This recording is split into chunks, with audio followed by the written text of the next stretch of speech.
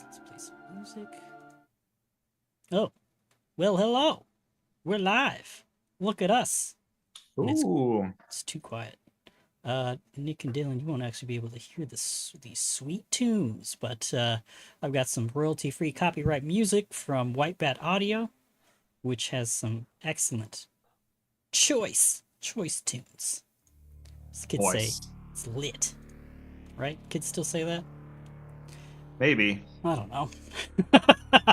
Probably not. I'm All an about the old fool. skibbity these days. Skibbity toilet, bro. Yeah. You know what that is yet, Dylan? See my kid, Spells. he's always going like this. Oh yeah, that's like a thing. I've seen that. I don't know what it means, but skibbity toilet. Skibbity doo dah, skibbity toilet. Oh no, that's horrific. I don't think it has anything to do with that. I've never actually seen the clip, but Oh. I think I heard that skibbity was just a word that kids say these days instead of a cuss word half the time. They're just like, skibbity. yeah. Weird. It's just, or like, and it's like, it's like, oh, no fucking way. They were like, no skibbity, like, that's what I've been paying attention to. That's Kids bad. are weird out here. Yeah, These they are. neighborhood kids out here, I'm like, so I get caught though. I'm like, oh, I keep saying these words. It's like, I can't stop saying things like hello. Hello? I'll say I hello. was thinking I'll say hello about till it. the day I die. I was like, these Of course. kids and their weird shit they just say, and I'm over here was like, no, dude, it was wild. He put him on blast. Yeah. And like, we all know what that means, but to another generation, they're like, what the hell did he just say? You know. Yeah. It's just new So it's slang. like It's it kinda is cool. what it is, you know. It is what it is. And you know what? This isn't Whispers of Doom. My name is Robert. I'm Yeah. the showrunner, and what else am I? I don't know. I put this together, so I I am the showrunner. Yeah. We're not playing Whispers of Doom today. Producer. Yes, all the fancy titles Yeah, that come the key with grip. the wear of many hats that I am. Speaking of hats, you Cool can get this boy. one at deathdreamstudio.net to help support the show if you like us. Purchase a hat with our studio title on there, logo. It's pretty sweet. It's one of my favorite hats. Do it. deathdreamstudio.net. And if you join our Discord, you can find a discount code for your entire checkout every time up until the end of the year, I think. I need to double check that discount code. But either way, come hang out. We talk shop, we talk shit, and we love RPGs and video games. Mhm. We're not playing Whispers of Doom today because some of us Not are, us. Yeah, not us three. No, folks are traveling. We don't and, have lives. we wanted to try. We don't have lives. I know I don't, which is why I do this. But This is my life. I'm very happy to do this because it's fun. It's what I love, and I'm very passionate about it. So, yeah. So no Whispers of Doom today. Because of that, instead we're switching gears and trying something completely new. And I'm actually very nervous about this because I only took the weekend to kind of read through this 371-page book that is called Facing the Titan. I missed the Kickstarter for this, but found it well after, but am glad that I did because I was on the hunt for a while for GMless games because I played a couple and wanted more, and this showed up and it sounded amazing. On the Facing hunt, you say? Yeah, On the Hunt is a game that I wrote and published and play tested that you can also purchase and find Sorry. at deathdreamstudio.net. It's a LARP light where Sorry, I didn't mean to interrupt your flow, but you really bounced right into that pitch. Well, I didn't even realize it, but yeah, I guess What On the a Hunt good is plug. Yeah. is a very small book that I published and produced. LARP light inspired by games like Mafia, Among Us, and Werewolf. So it's a fun game. I play tested it with 3 rounds and 3 different groups of folks, and it got way out of hand. It kind of reminds me of man, what's that game? There was like a huge there's like a news story about it. I think it might have happened in Seattle, where they were playing like a LARP of cops and robbers, but there were people actually like jumping fences and trying to get away from other players, but it ended up like involving the entire city. So if Like you real want, police. yeah, yeah. If you want a much lighter version of that can be played in the confines of a workplace, then check that out.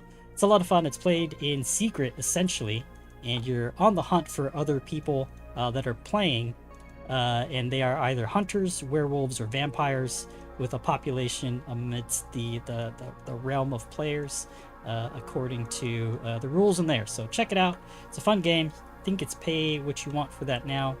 But I digress. Let's talk about Facing the Titan.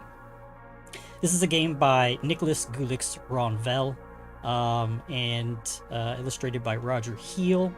371 pages with extra stuff and resources available at itch.io. So if we do this any justice and you like, if you like it, go check it out. Show them some love, because it's a pretty epic game. As far as I read and understand it, it's essentially like a Shadow of the Colossus, but we are a faction of heroes, a company of heroes even, that are at the height of our power and strength to clash with this Titan for a final time. But before I get any further, I'd like to introduce the rest of our players here. Let's start with you. Yee? You have, yes. Yeah, we got to get you up to the front and all these. You got to be first for like 20 episodes. My name is Nick, also known as the Big Red, and this is going to be new for me. I usually play Pathfinder only, so this will be fun. Now to you. Who? Yeah, it's interesting with only a couple of us. It's fun. My name is Dylan. I'm excited to be playing this. I've done a little bit of narrative stuff like this, a little bit of solo journaling RPG, and then Robert and I have played Lichdom a little bit. And what is the other one called? I was trying to Lordsworn? Lordsworn, that's right. Yeah, so we've done a little bit of both of those, which are much more narrative based, GMless style type of game. So little bit of experience. It is, these types of things are really good for bouncing ideas off of each other, and then it kind of just snowballs into something cool. So don't worry, Nick. We'll probably say a couple of stupid things, and one thing will spark your idea, and you'll come up with a whole story and end up running the show and fall in love with this. So, but I don't make any promises. That's just what I hope will happen. Yeah. So this game is it's interesting the way that it's laid out, in that there are 5 different phases, essentially 6. I've added a 7th, the preamble, that you can see in chat there, but you can see going from left to right on the bar. We go from the preamble to the companion phase, then the Titan phase, world phase, preparation phase, and then finding the clash phase. And then the resulting narrative that comes out of that ends up in an epilogue. So I'm excited to see where that goes tonight, and how we come up with these wonderful backstories for our companions. To kind of lead into the companion phase, I'm going to tell you a little bit about our Titan that we're up against. Per the rules, it's, especially for first-time players, it's recommended for the facilitator to pick a Titan that kind of fits the narrative or the setting that you guys or the group kind of wants to go for. But I did end up just rolling randomly for this, and our Titan is Lofitu Aina, which is a made-up Titan, but based on Samoan folklore. Lofitu Aina is known as the horror of the depths, the woe of the islands, and the marine terror. Also, the one that is waiting. So with Lofitu Aina, there are 3 tones that will help drive some of the motifs and echoes that will present themselves as we progress through each of the phases. Those tones are Nightmare. This tone evokes the Titan's dreadful appearance, the corruption of spirits, the anguish of the deep sea, and the madness that the rites in its honor have propagated. An example of that tone would be a tentacle emerging from nowhere, a recurring nightmare, the fear of water, a cannibalistic ritual on an isolated island, distorted skeletons, a murdered family, or a mouthful of teeth. So those are all examples of motifs and tones for the nightmare tone of Lofi Tuana. The next tone is the sea. It evokes the isolation of islands, the sea spray, the waves crashing down on the coasts, and the solidarity among sailors and the underwater life. Some examples are a gigantic wave, the freedom to sail, the taste of salt on your lips, the buoy in the sea, a school of fish moving as a single entity, or a wreck on a sandbank. The last tone for Lofi to Aina is the starved tone. This should evoke the ferocity of the Titan's hunger that torments bodies and minds at the end of a long journey, the famine that afflicts remote communities, and this satiation after being full or never being full. Some examples given to us are the last drop of water from a gourd, a leg torn off by a sea monster, a tribe of cannibals, a feast of kings, a bone chewed through to the marrow. So hopefully those tones kind of evoke an emotion, ideas, and kind of things in your mind for us to work off of with this Titan. Now, with every Titan, there is a setting that kind of puts us in a place in or around the Titan. The setting for us is the Hungry Sea.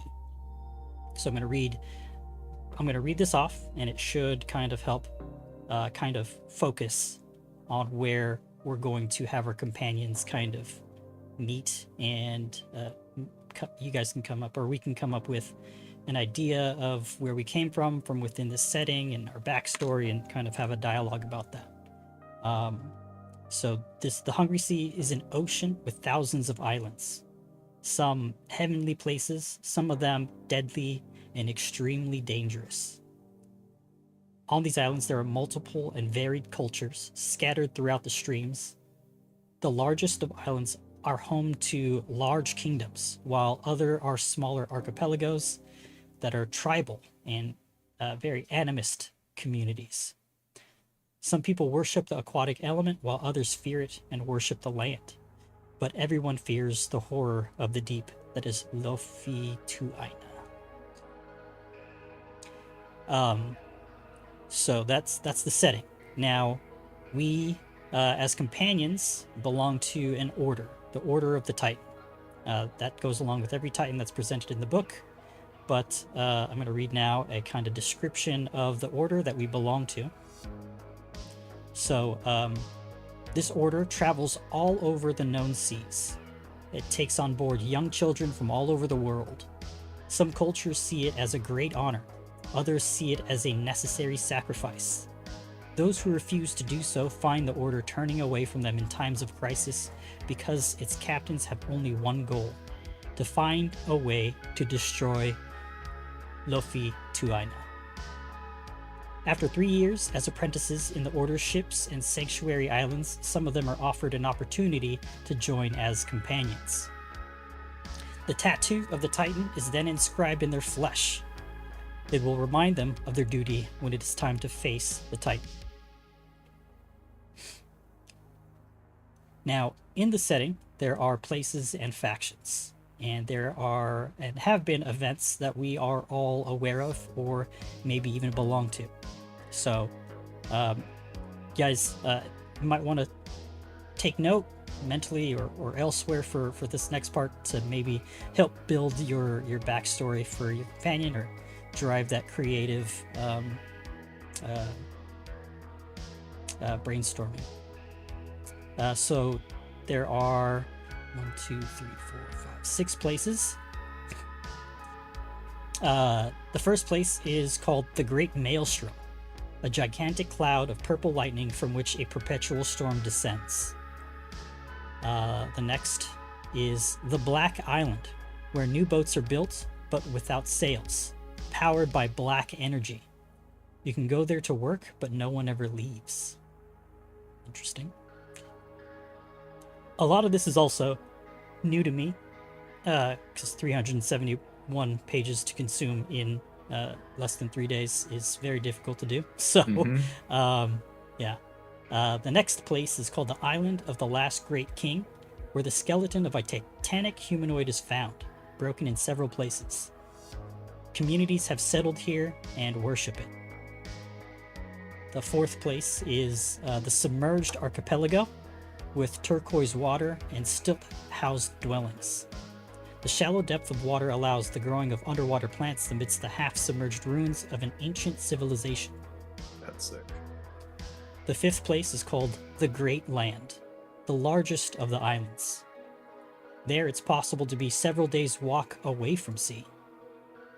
The houses of the Six Sons are engaged in a constant war of intrigue and territory here. The last place is called the Sleeping Islands. Always covered with an opaque mist, ships disappeared there before reappearing untouched years later, but without crew. That sounds crazy. Yeah, these are all sick. Do you guys have any? Yeah. I'm very happy with this Titan.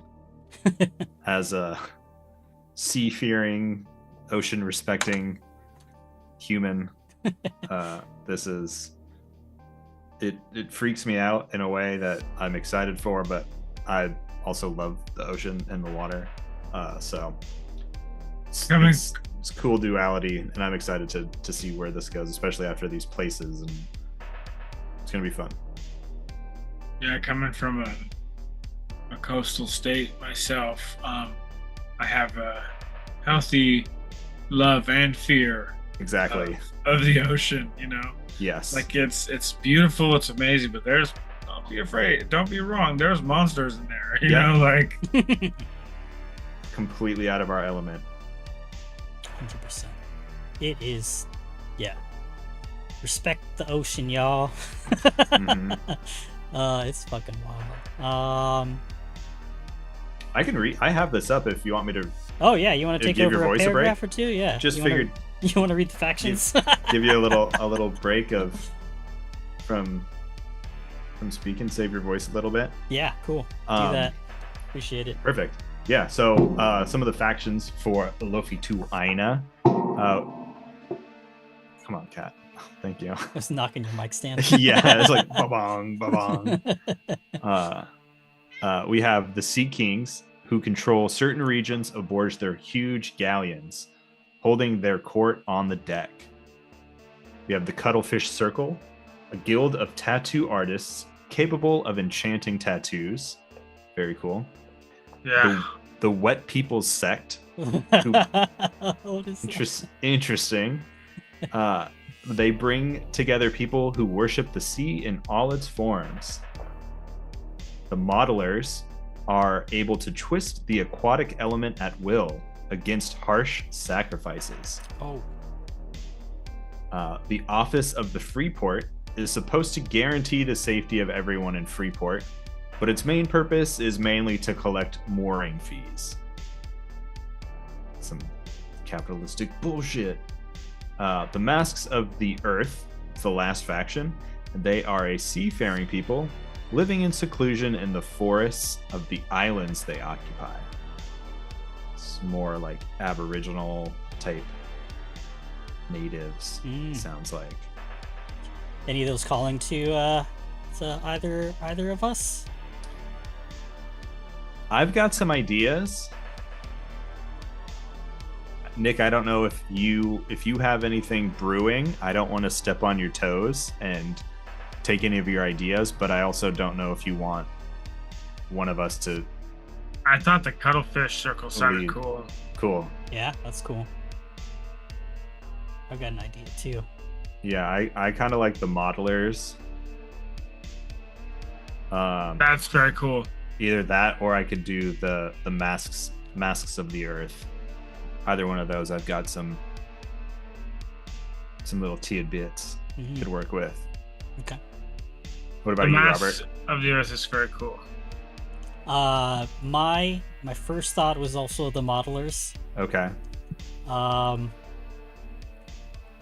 the next one that may think is calling to me is I hate the name of it, but it's the Wet People Sect.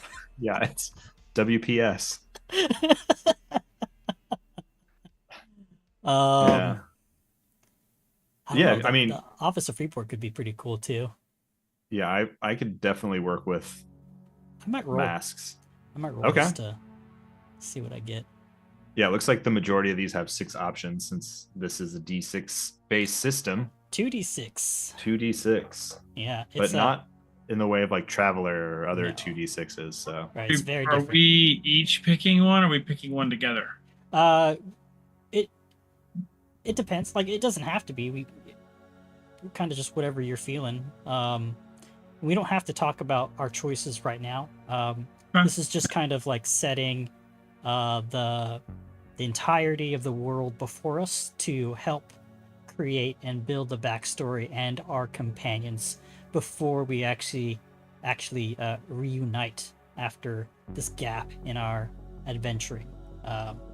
It's creative. It's just like a flash of information to get you going, and you're like, now we're Yeah. thinking about it. Yeah. Right, exactly, 100%. The book doesn't really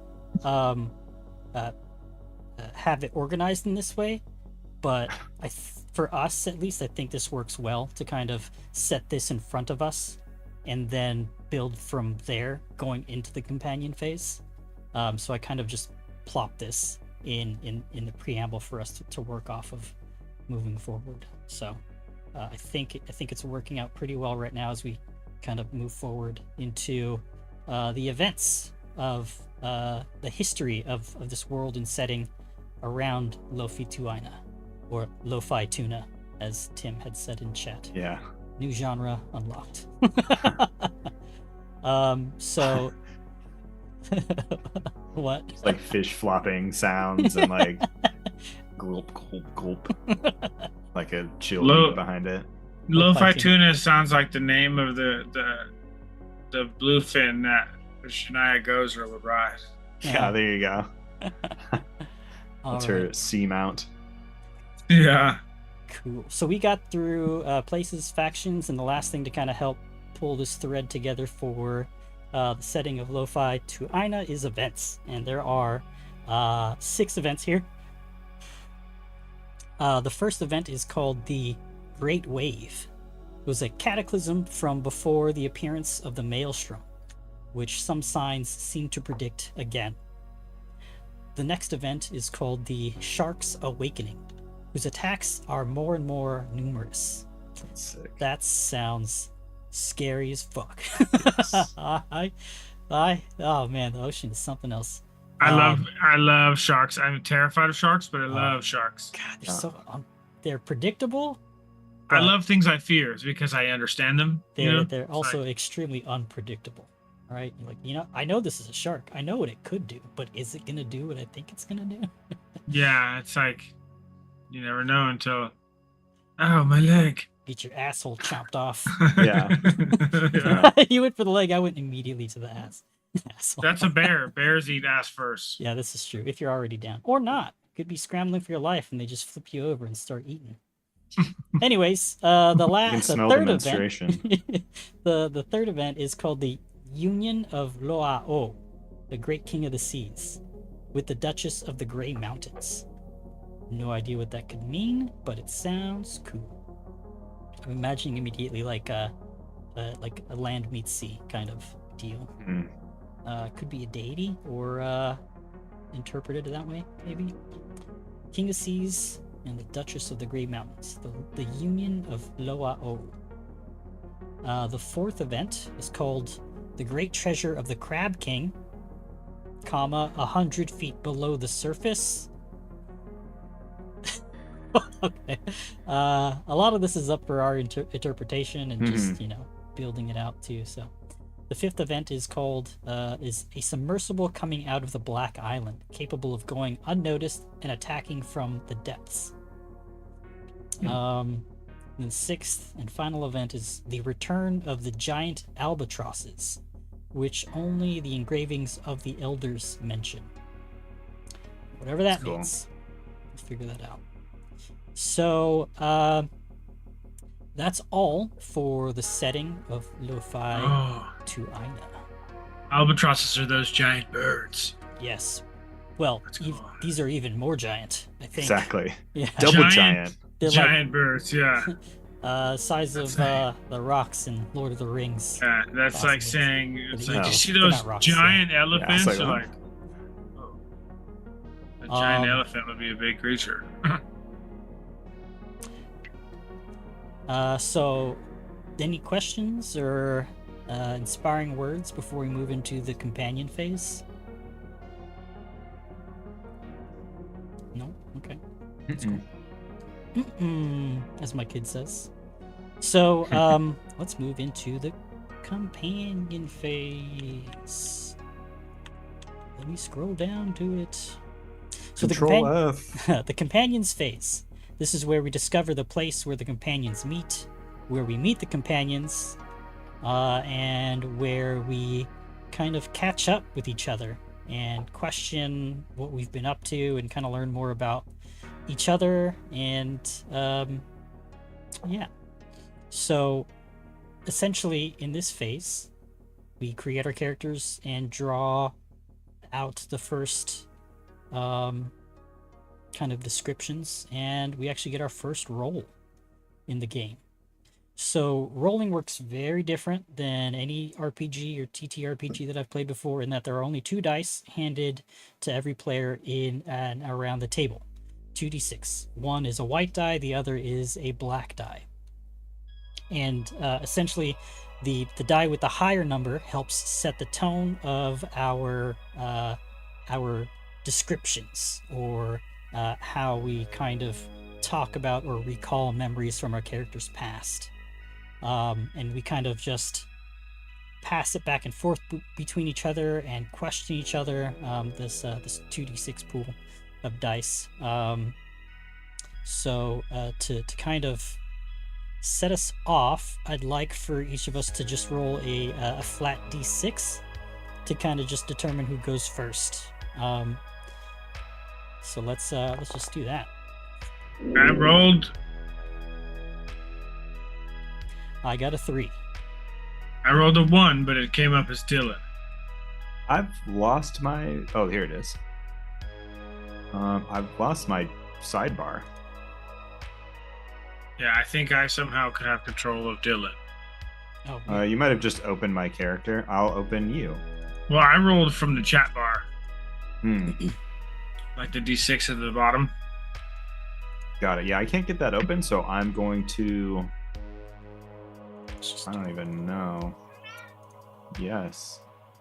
you might, when you get a sec, maybe refresh Foundry. Yeah, somebody want to just roll for me and tell me what I got? It doesn't matter. I mean, it's just for initiative for all intents and purposes. Yeah, I got you. Oh.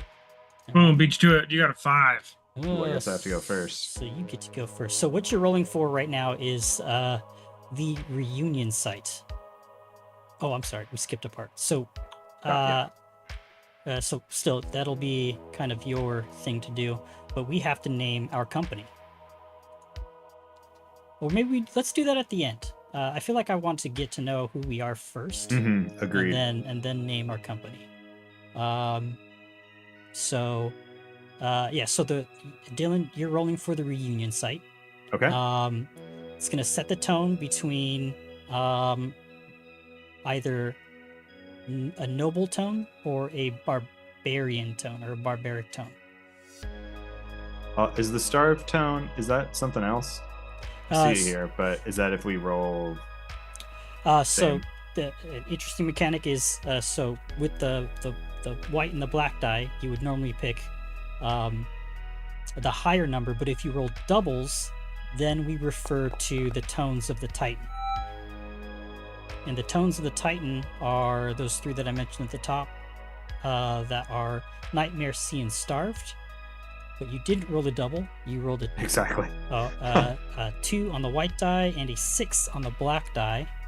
So in the description of the barbarian tone, Mm-hmm. I'd like for you to describe this reunion site. And we can bounce ideas off each other also, but you can just start it off, I suppose.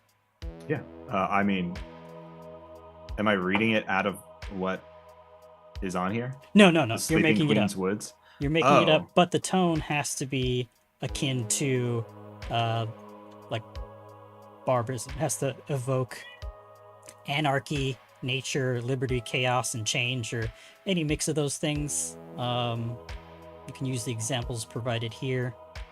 Got it.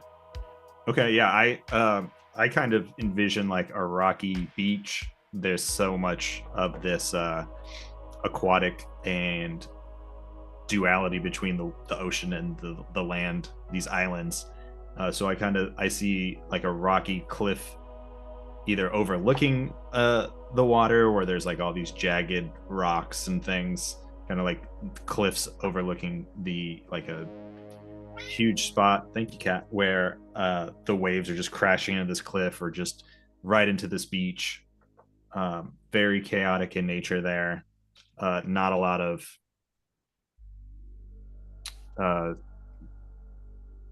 plant life or anything like that. Again, it's just like very volcanic rock and black stone. It's probably nighttime and dark. Lots of stars out. Can I add a little something to that? Yeah, please. To this, just based on the barbaric and like chaos, the sense of chaos and anarchy. Maybe there's been a very heavy and overcast thunder and lightning storm that's been raging for a few days here. Maybe making it very difficult for each of us to come to this spot. I'm imagining probably like a holy place of some kind that has been long not forgotten, but just not tended to. It's been a while since seen any visitors. Probably very near to that cliff side that you had mentioned. Some like natural like spire of rock that this altar or piece of religious iconography has been either carved onto or something like that. But again, weather worn, especially after this big storm, and almost faint. Oh, maybe a little overgrown. Some seagrass or something, but not a lot of vegetation. I'm not sure if this is how this is supposed to work, but like so. But with what I'm peeking in my head is we have the woods, we have some mountains, and so I'm imagining sort of like a heavy river in the thunder and the rain, and it brought to mind feelings of like heavy hoof prints and heavy hoof prints hitting the ground and heavy breathing. That's kind of what I was feeling. Cool. I like that. Okay, so that sounds like unless we have anything else to add, that sounds like a good place for our companions to kind of start meeting. To have this reunion at this reunion site. Sorry, I'm stupid. It's all good. It's been 20 years since we were in high school together. So yeah, at this point we're not there yet.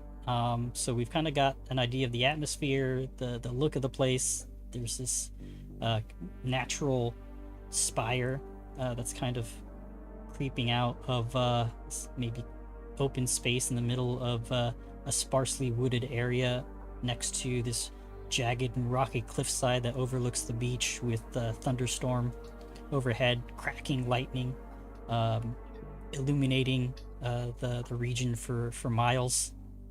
Do you think we would have had to taken?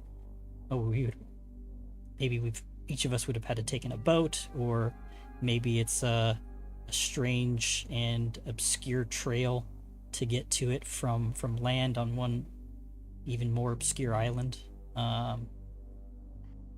Yeah, for like a visual reference, I kind of envision this as like Octo from Star Wars, even though the prequel or the sequel trilogy is not going to really give it much more thought than that, but it's like that. That's kind of how I envisioned it. All Less right. green, but yeah. Awesome. So we've got a reunion site. I'm even thinking that there might be. Sorry, I keep coming up with ideas. I'm I thinking know. maybe there's like a hidden entrance that leads into like a dry meeting place Like a where cavern underneath. only the Order of the Titan kind of knows how to enter. Like a beaver dam. Sure, except underground and underneath this spire. Yeah. I kind of like that. Well, I imagine like getting through the water and then you're in the dry area or something. That's what I had thought when you said that. That's cool. Oh, Yeah. that'd be That's kinda like you have cool. to go Yeah. through a submerged tunnel to Yeah. get into this sacred cavern. Ooh, maybe the area around it is kind of sparse of trees, and there's like this very Hmm. shallow moat or of some kind that surrounds Yeah. it, and then we've got to turn some runes on the spire a specific way to open up a hidden entrance.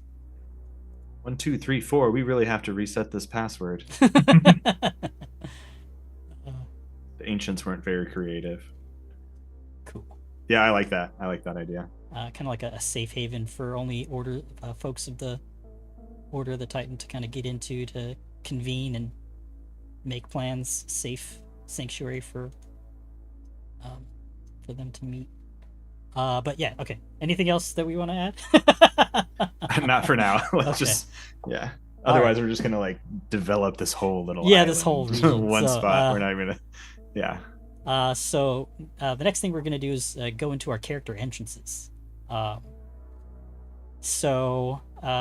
you started off the description of the reunion site, you can pass it to the person to your left, but I guess in this case, whoever you want, to kind of describe their character's entrance. That person has to roll the dice to kind of set the tone of how they enter this site. And they're going to be the first one there. Everyone after is going to be following, and they'll also roll to kind of help set the tone.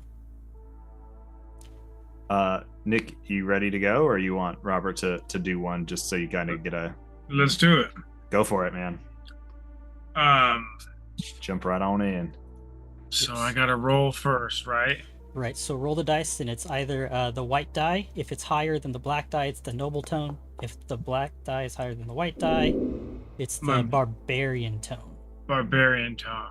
Yeah, so think chaos, anarchy, something crazy, unexpected, or And this is with my character. yes, their entrance, like your Yes. character's coming through, Sorry, and like my head, entering the scene. In my head, my character, and I don't know if we're doing a physical description, but I have one in my you head. can totally. I don't know if this is like an RPG style game, but my character, my head is like a lizard folk in my brain. Oh, Yeah. lizard folk, Do it, Yeah. yeah. dope. And so there's like a village, right? And there's a clan. We live in this village, and the village is being raided, and there's fire everywhere. And the only way he escaped was through the river systems, and his entrance is actually him exiting and like coming out of the water, pure silence, and looking back to a burning village, and then he keeps walking. I don't know if that's what we're thinking about, but that's what was in my head. So Yeah. Yeah. Then when he gets to that site, what does he do once he gets there?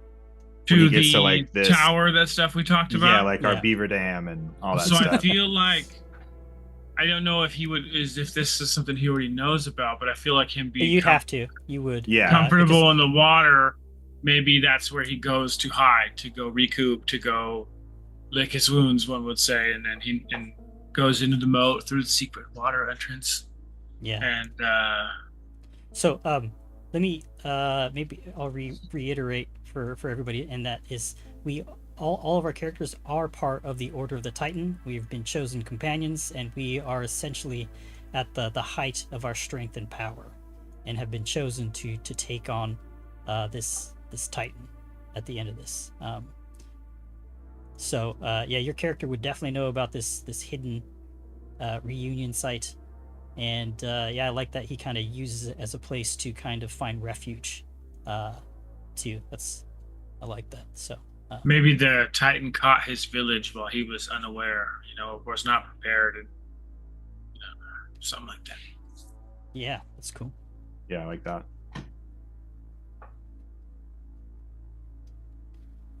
Nice. Let's see.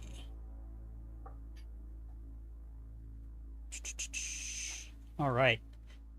So, write down a name for your character. You don't have to tell us yet, unless you want to. If you have a name, um, and add like any other details, any particular behaviors or personality things that you can kind of come up with, and this can be something just for you and to kind of like share whenever the moment kind of progresses or presents itself. Yeah, little details to kind of give your character a little bit of personality, I guess, uniqueness. And then you can pass the dice to whoever you'd like.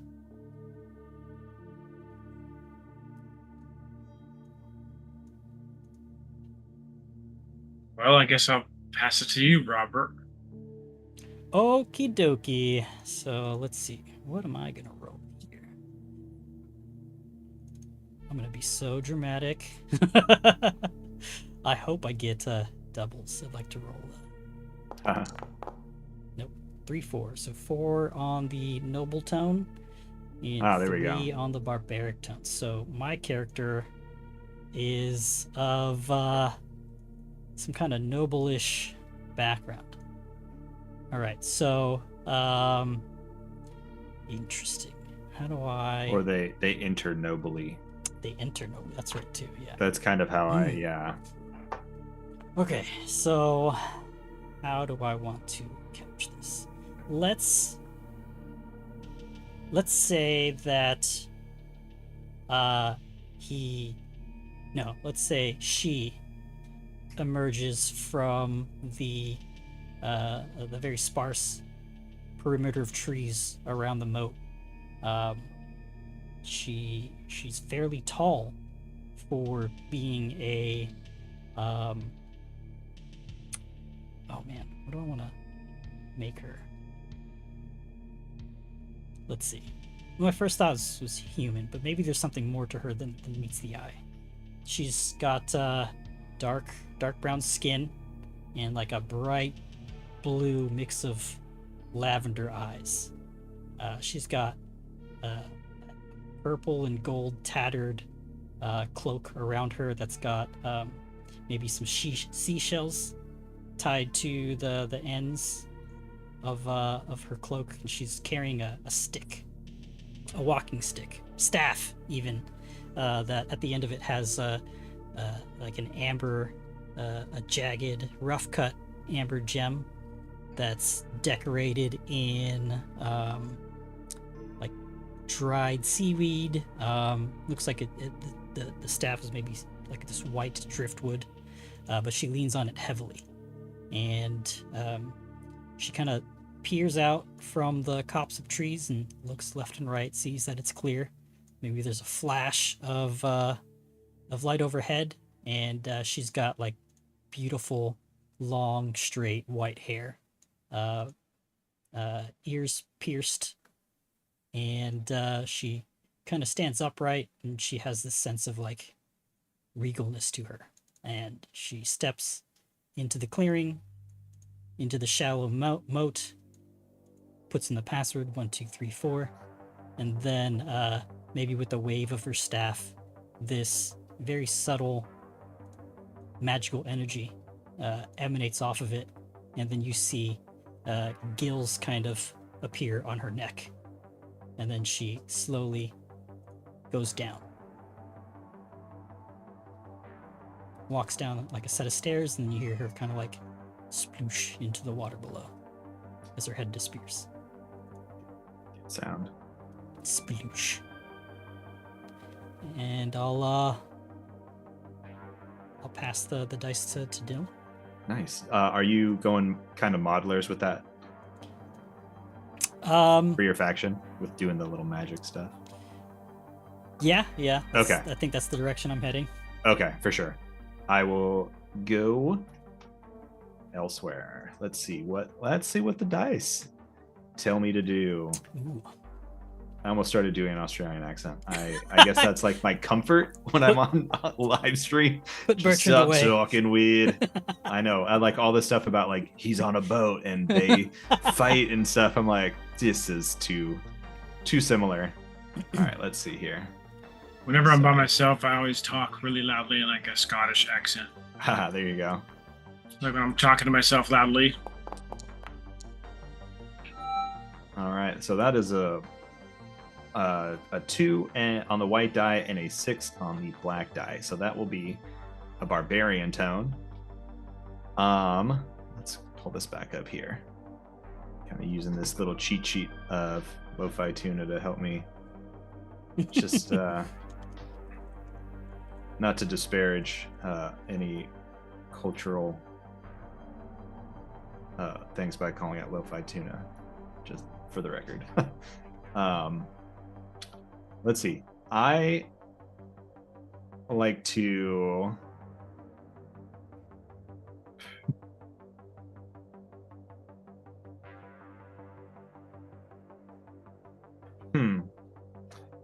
Okay, I think I've got a little idea here.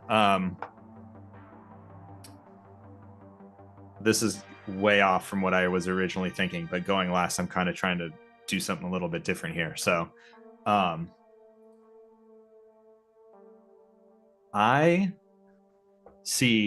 we kind of see just someone walking up, not really paying attention to how quiet they are. They appear to be. Can you hear that? I heard something. Okay, never mind. It's my cat. Sorry. Fucking cat.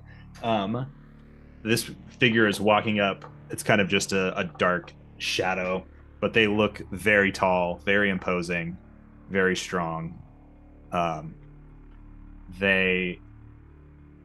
As they get a little bit closer, we can see that this is a very tall and strong, bald man. He is very pale. The moonlight kind of glints on his eye, and you can see that he has pink eyes. He appears to be an albino. He knows where he's going, so he's kind of just walking again with purpose. He's not trying to be stealthy. He's wearing all black. He kind of has like a collar that comes up around his neck a little bit, obscuring his face, the lower half of his face a little bit. But again, he's bald, clean shaven, very pale, these white eyes, these pink eyes, and he looks very threatening, but I don't want to give too much away yet. But yeah, he's just very imposing. Has his black cloak on, wearing all black basically, and he kind of just walks up to the entry point, puts in the code, just walks into the water, holds his breath, and then pushes off, and he kind of emerges into this and comes up out of the water. As he submerges, he inhales, but it doesn't appear that he's strained at all. He's not gasping for air as he comes up and out. He appears unperturbed by the fact that he was just submerged in water, and kind of just like meets his companions on the drier land in this sanctuary.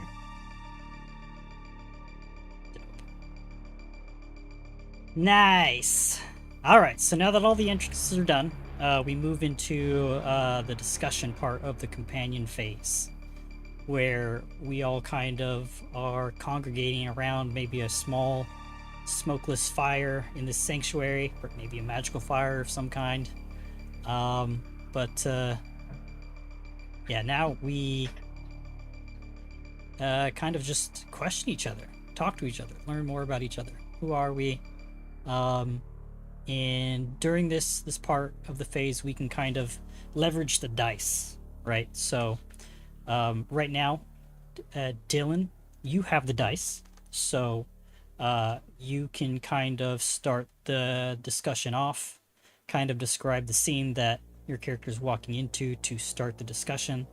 Um, it's a it's a working dialogue between all three of us, so we can jump in too. But after you roll the dice again to kind of continue the scene, you pass it to whoever you'd like, and essentially with you, when you have the dice, you're when you before you pass it, you're posing a question to the next person to kind of answer a question you've given them, and then they roll the dice to kind of help describe the tone in which they answer your question that you pose to them. Okay. So I will roll here. Why did I just close that? All right. I'm hoping for one thing, but I probably won't get it. Ah, there we go. Okay, perfect. That's a 5 on the white die and a 2 on the black die for a noble tone. Yeah, so this character again walks up out of the water. He's the last to arrive. Sees his these other companions. That's the term, right? Companions. Yeah. Mm-hmm. Okay. Yeah, sees these other companions here, and he's very upright. Again, he's very imposing. He kind of just doesn't ignore them. He makes eye contact with both of them, and then kind of goes over to whatever the altar might be in this room, and kind of pays his homage to the deity. The deity is not Lofituana, is it? No, and we don't really have any descriptions of it, so you can make it up. We can start it off right now if you want. Yeah, there's just kind of like a weathered figure behind an altar, and offerings, like rusted offerings on this altar, and maybe a few rough cut stones and dried flowers, other again offerings to this deity. And he stands at the altar and bows his head and takes a moment, and then turns around to the other two with his hands behind his back, and he kind of says, "It has been too long, friends. I apologize that I was the last to arrive, but better late than never, as they say. It is good to see you both, though I'm not sure you can say the same for me." I don't know if I should throw it off now. Like, I not necessarily. Okay. If you want to, you can. Also, we can grab the dice from you at any point in time, also to kind of help direct questions, or to give us our own ideas of how we want to describe or answer questions. Yeah, so essentially we're talking as our characters to you right now. So what was the last thing that you said? Basically, he said it's good to see you both, though you might not be able to say the same for seeing him. Do you want me to divulge anything about what I'm thinking? Character name, anything like that? I have a sort of an idea of like where to go with what you said, but we're kind of doing that improv, build on thing. I kind of had an idea. Yeah, you can just respond in character. Yeah, so if you had said that, he would say, perhaps not long enough. Yeah, you gave the feel that there was an awkwardness, and I wanted to play on that. He's though he speaks the way he does, like pretty eloquently, he is clearly an enforcer of types. So a strong arm, Not sure what he might have done to you, but or your family or something, but he is We'll find out as we go. exactly. Yeah. So Do you have a name for him? Ferris. Ferris. Cool. I was trying to come up with something else, and that one just popped in. I was like, no, this isn't good enough. Hey, it's Tony. Fucking Enforcer Tony.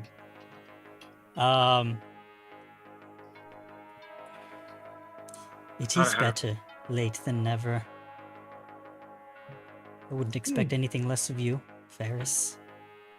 She kind of turns to you. You see that there's still maybe a remnant of the gills around her neck, maybe kind of sinking back into her regular skin. What are your characters' names? Do you have names? Yeah. My character is Kazakair. Okay. Can you spell that for me? Kaza.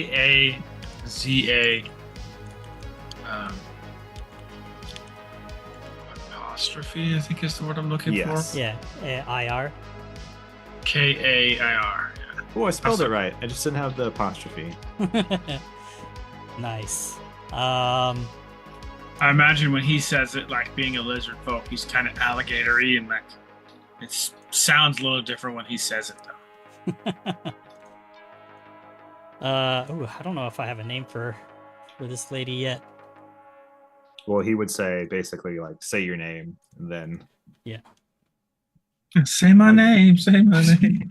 I did do my best, but my duties kept me a little longer than I expected. But again, better late than never.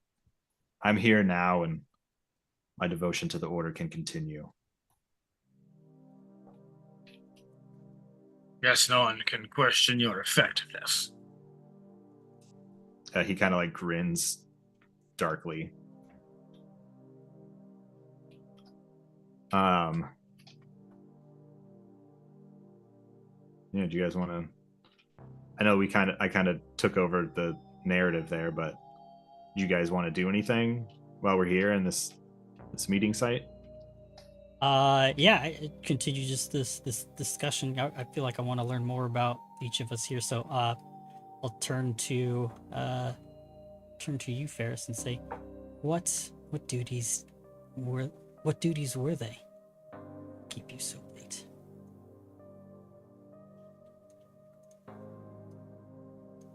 Ironic that it kept me late when it was those that were late themselves that kept me. Payment must be on time, and if it isn't, they send me. Ah, yes. You know this. She kind of shakes her head. The greed of Freeport. Exactly. Each of us has our specialty.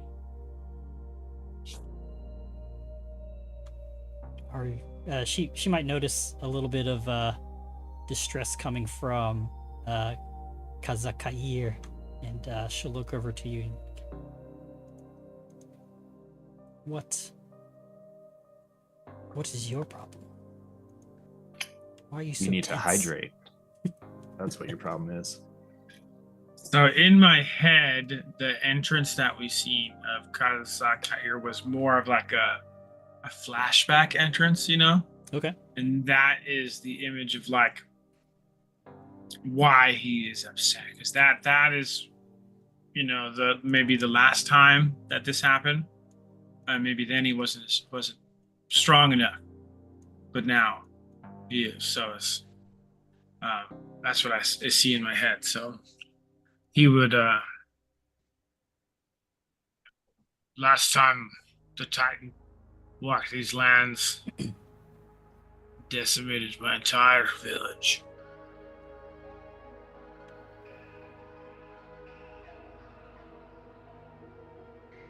The good news is the time to vanquish Lopertuaina may be at hand soon. Maybe soon at hand. You may get your revenge if that is what you wish. I feel like when he talks sometimes, it almost sounds like like when an alligator claps his jaws, there's like a laughter, and then he would kind of like chuckle, and it would sound just like that snapping sound, sort of. That's what I'm hearing and seeing in my imagination. Huh. Even if it isn't revenge that you seek, hopefully we are successful in vanquishing him. Then they probably don't have a gender, but They don't.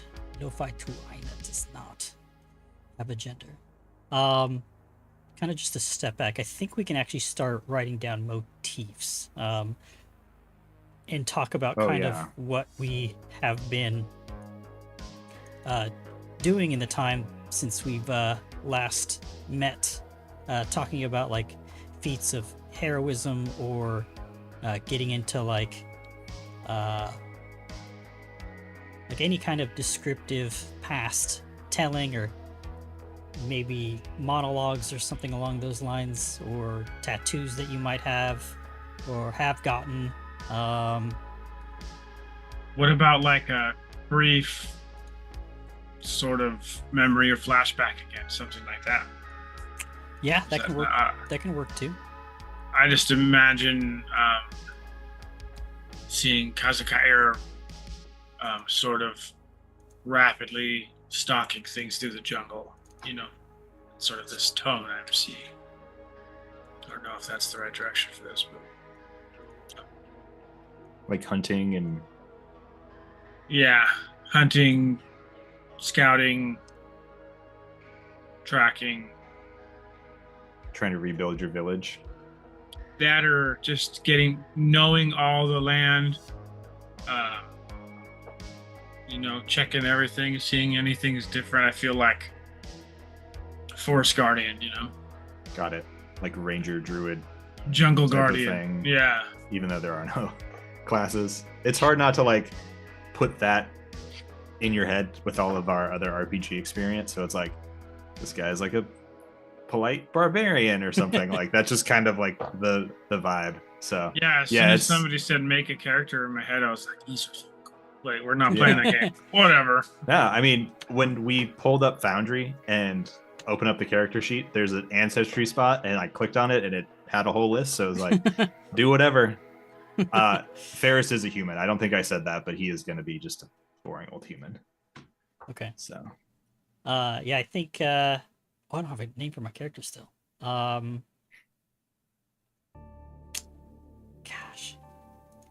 think my character might be of like a shapeshifter type. ooh. Might have some ties to she's not exactly human, but portrays herself as such. I don't know what to call it, to be honest, so I'll just leave it at that. But Like a changeling. oh yeah, I guess changeling might be You're the giving closest me thing to like Kitsune vibes. it. Maybe Yeah, I guess that too. maybe like a Vaporeon. But The Pokemon? yeah, kind of like that, but less Pokemon. Yeah. You said like It's like a water kitsune. A water kitsune. Yeah, that's kind of Okay. cool. I like That's that. tight. Yeah. It fits the vibe too. Mm-hmm. I like that idea. Fish Water fox. Kitsune. Yeah. That's sick. What's their name? Did we just make our own cool heritage that we need to make? Yeah. There you go. Her name is Haina Pele. Oh, nice. Haina Pele. Let's do that. That's like P''ELE. Yeah. I put mine as my character name on the party list so that it's there. Oh, got it. Yeah, I'm just writing stuff down in a Google Doc right now. And I put on the character sheet that he was lizard folk. So I'm gonna take the die to kind of just to do something. I don't know what, but I'm gonna take the dice and I'm gonna roll them. to describe Rolling, something. rolling. I don't know what though. I know I never rolled any die. I was just talking the whole time. I got a 5 on the black and a 4 on the white.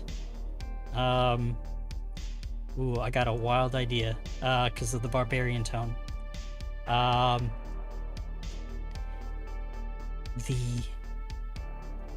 call was sent out.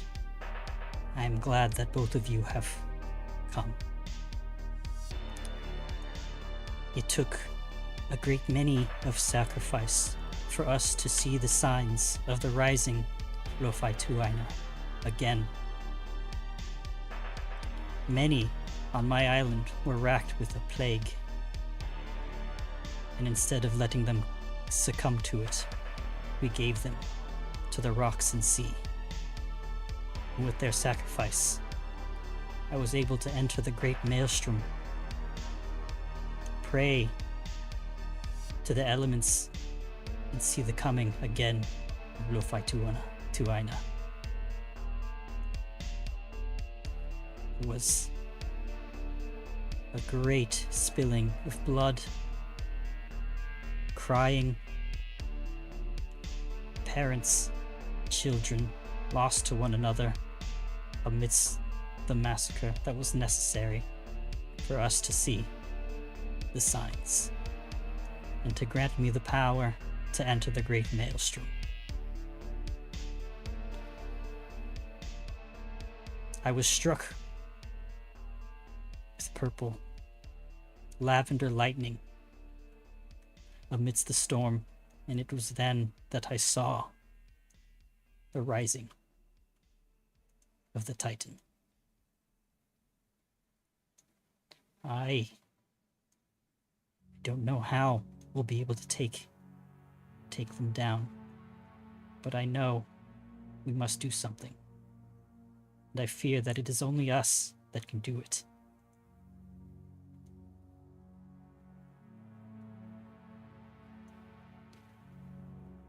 From the great maelstrom, I found light, and she kind of holds up the staff. I was lost for I don't know how long, fell into the whirlwind of the sea, brought up and then down amidst the bubbles, floating every which way, and then to an isolated land. I found this amber, this gem that called to me. I pulled it from a rock, enchanted, and attached it to the nearest piece of driftwood. I have taken a mortal wound, and she kind of points down to her hip, and you see that it's what's the equivalent to like hip dysplasia in humans? I guess it's just that. So she might be walking around a little funny. Oh no, that's kind of sad. 'Cause she's a lupine. Yeah, lupine also. Yeah. So and she's fairly young. She's younger than she looks younger than she actually is.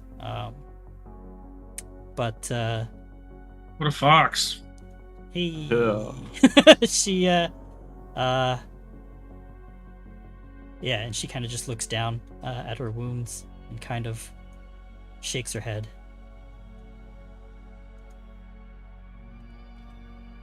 Gonna be Vulpine. Lupine. I guess lupine's more wolf. Yeah, Vulpine would make sense. And so during these descriptions, My bad. we I can don't start know Latin. we can start taking down these motifs. So was there anything during that may have called to you guys?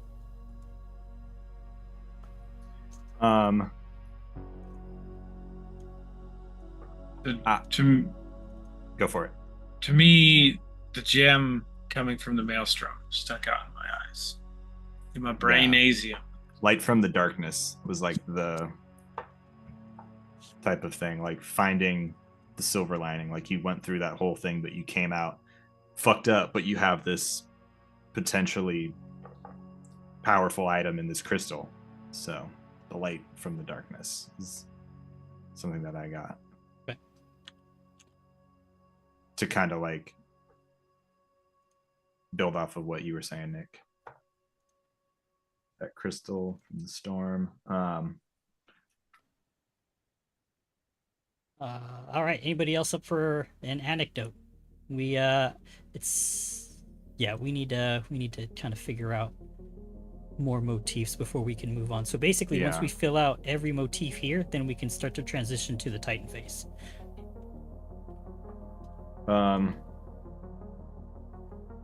I kind of have an idea of a similar, not necessarily like monologue, but like story to like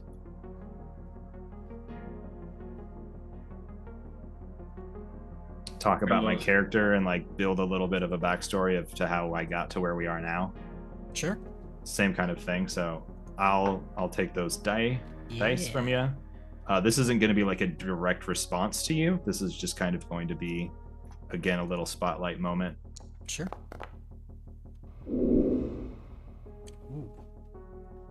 Oh God, so noble. So my roll here, I got a 5 on the white and a 1 on the black. So that is going to be a noble vibes. What is it? Noble tone. Noble tone. Yeah. So, gosh, go entertain yourself. You sure you're not a catfolk? Dylan might be somewhere deep down inside of me. Let's see. So I think Ferris would begin to kind of. You might not know this. I also am not sure what his voice really is, so I'm just kind of putting on a different intonation to make sure that it's obvious that it's not just my normal speaking voice. But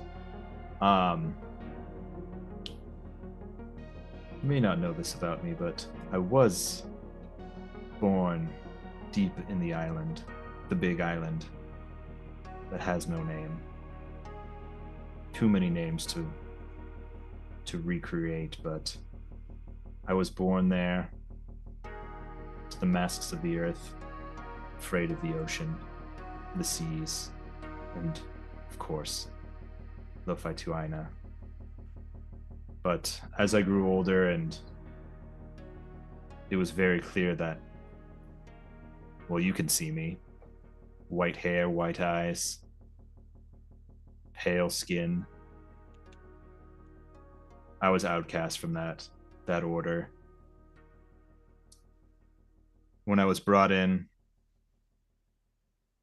luckily I survived the jungles and made my way to Freeport and was brought in to the offices there and made a living as best as I could and fit in and survived.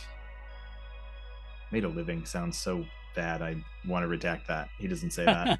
Okay. I was able to survive. I clearly have, you can hear it in my vocabulary and the way that I talk, and I have the ability to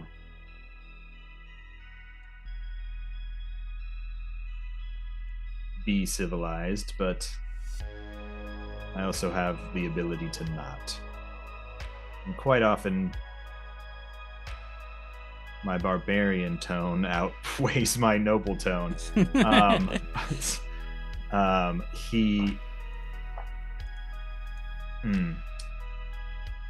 Eventually, my time in Freeport taught me to not fear the ocean as much as I had. To understand that it can be a peaceful place. But, of course, the respect and fear go hand in hand. Well, I learned to respect it. I did slowly stop fearing it as much, and that's how I was able to join our group of companions. Our Order of the Titan, as it were.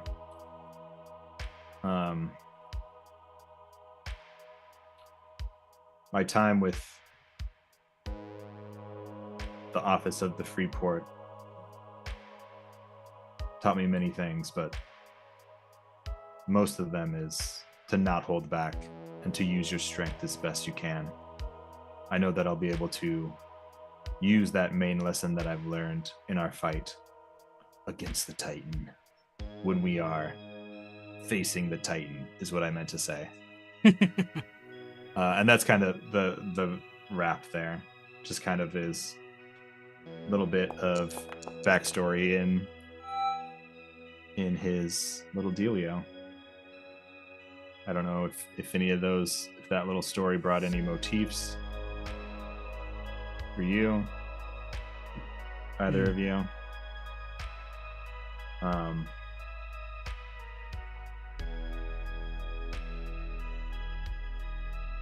I would kind of just, for me, it's basically like use your strength whenever you can. Like, be fucking strong. That's kind of the idea. Mm-hmm. Don't be a little bitch about it. Okay. I don't know if I don't know if I could pull a motif from that. At least from that's fair. I need like I feel like I need more of like descriptors to and like a scene to imagine. Okay. With that. So maybe you can give us an example of when you had to. Man, see, I want to be use your barbarian strength. about it. Yeah. It's But yeah, you had rolled the noble tone. exactly, which is why I try to like not maybe- be as bad with it. But Was there a moment where you had to take the high road, and your strength would have benefited? yeah, we'll say Set the scene. Tell us the story. yes. One of my first jobs with the order, Sure. the office. Oh. That is it. With the office, a higher ranking official was clearly taking bribes under the table, allowing things that should not have happened to go on. There was a moment where I was able to confront him and tell him I knew what was happening and that it needed to stop, but my lower station, unfortunately, did not allow him to take me seriously. He laughed in my face. He's 2 feet shorter than I was at the time, and I wanted to punch him in the face, but I knew, having been expelled from one group of people, I could not afford to lose this opportunity that I had. I had to swallow that moment of anger. That was the last time that I did not use my strength when I had the opportunity to. This bastard, his name was Linus. He was a real asshole, but I bided my time, and though I wasn't able to immediately have the satisfaction of righting his wrongs, collecting for the office, eventually I was able to collect enough evidence, bring his crimes to the forefront of the office, and he was expelled. I was unfortunately away on business when it happened, and I was not able to see the look in his eyes, but I can imagine what it might have been like. Okay. I think that's not enough.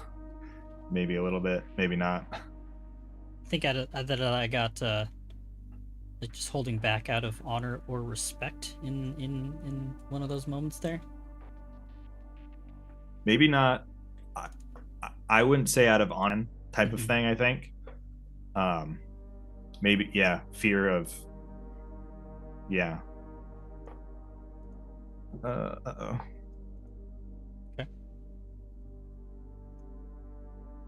Okay. Sorry, my Twitch stream was not working, so I thought it might be a wider issue, but it looks like we're good. All right, Nick. Tell us. Actually, you rolled some dice. So, what? 6. Asshole. Yeah. Sorry, my cat bit me.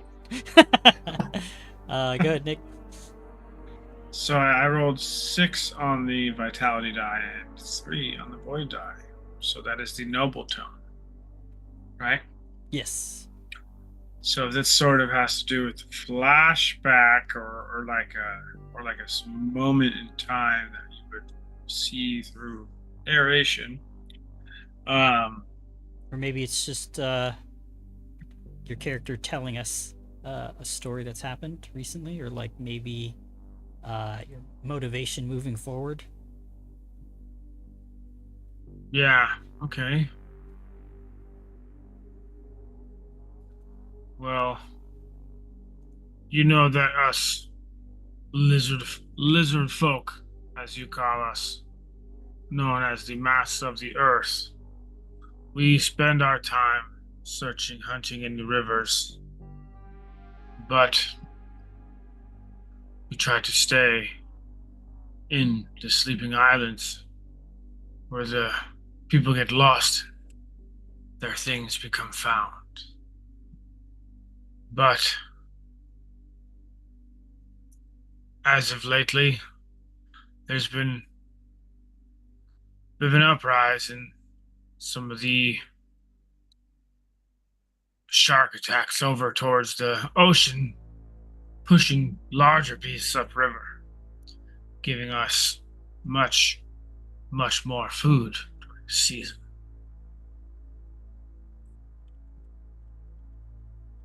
Not sure if that was anything, but that's kind of what I had going, building off what I was. I like the use of event. I used an event, a faction, and a place. Trying to best.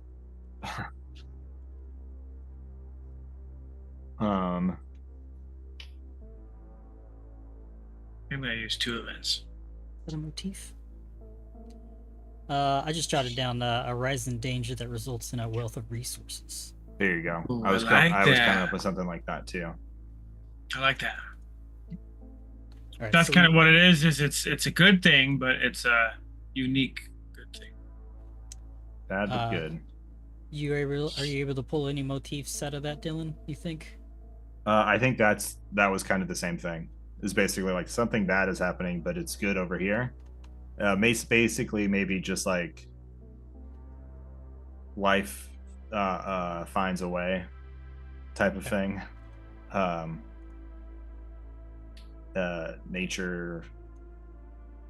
What's that saying? Like, what's bad for the A is good for the B, or whatever that. I don't know the anecdote, but. Mm-hmm. It's good for the goose is good for the gander. Something like that. I thought there was one that's like, what's bad for the is good for the. But I could be just making that up because that's the right phrase and my brain is twisting it. It also could have been that's just what I heard, and that's what my friends heard from his dad, who said it wrong 15 years ago, and, No, and that's that's all we've probably gone right. off of, you know.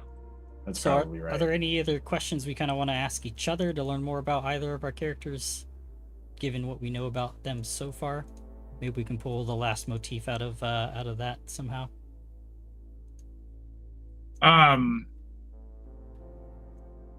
Do we want to, out of character, tell a story together of something that we all did together and pull a motif from that? Yeah, that sounds Then cool. we can name our company. Yeah, let's do that. Yes, and a battle. Mm-hmm. Oh, we're still in phase 1, so Yeah. I'm talking supposed about to like be 2 to 3 hours. I'm talking about like a previous, previous battle. Yeah. Yeah. I thought you meant like go right into the class phase. Like I don't know. I don't know if it Like, works like that. Remember that time when I punched that one dude, and you were like, yeah, and then I punched that guy or whatever, you know, like. We punched him on both sides of his face at the same time, and his head blew up. His brains came out the back of his skull. Yeah,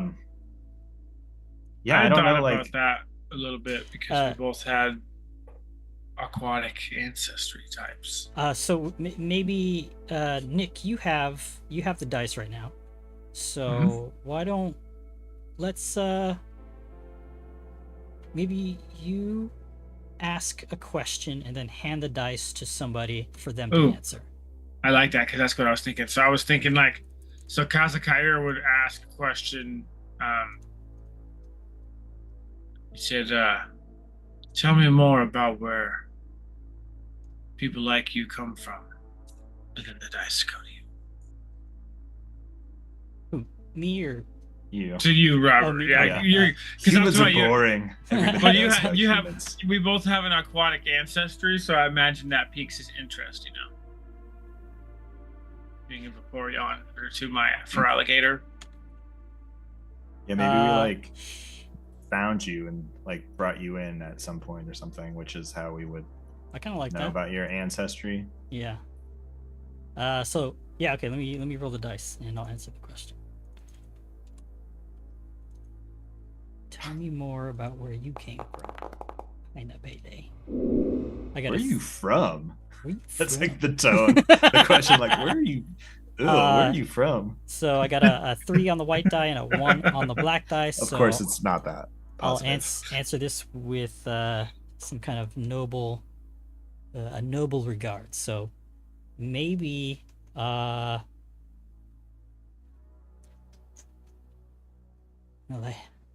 I guess I really haven't spoke too much about where I am from. And if we are to face the Titan, it would be good to share at least what I remember of the place and where I was raised. I have no name for my kind, but I believe I may be the last of my kind. I know not where these powers come from either, but one of my last memories before finding you two was of frolicking amidst shallow waters in a coral reef, bedazzled in a rainbow of colors. Many fish, many more of my kind, some with 3 or 4 tails, 5, 6, 7 tails even. Frolicking, jumping, chasing after scores of fish, playing, pawing at each other. I remember distinctly having several brothers and sisters. We all cared for each other, all lovingly, until, much like your village, mine came to find destruction in the wake of Lo-Fi-Tu Aina, as I have learned to know what this Titan is called. It was a horrendous day. It was just on the edge of the cliff with my family, and we felt it before we saw it.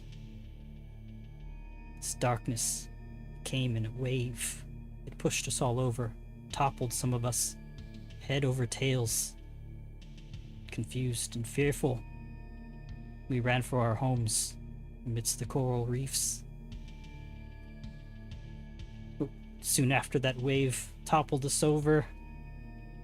Dust, debris, dark rocks, electricity, lightning from underneath the waves struck us, scarred us, separated all of us, until I awoke on some beach far, far away from my home. I think you remember the rest. She kind of like looks up and over at each of you. I'll never forget that day. It's the day that changed us all. So in my mind, when you were saying that, I imagined like when the water like hits a rock and like sprays up, sun was coming through. That's where That's kind of the vibe I was getting. The rainbow. It was just like it all happened at once, like the way the water like sprays in a mist, the sunlight is like flowing through. That's what kind of resonated with me in that. Okay.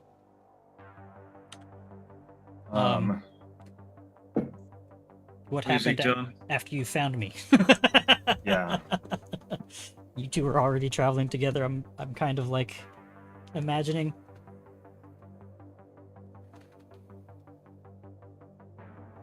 Yeah, probably. I'm thinking. Yeah, I guess I'll hand the dice to you.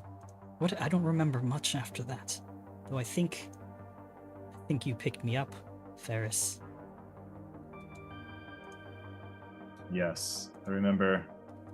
Should I roll? Yes. Okay, yeah. As I asked you the question, hand you the dice, Yes. roll to set the tone.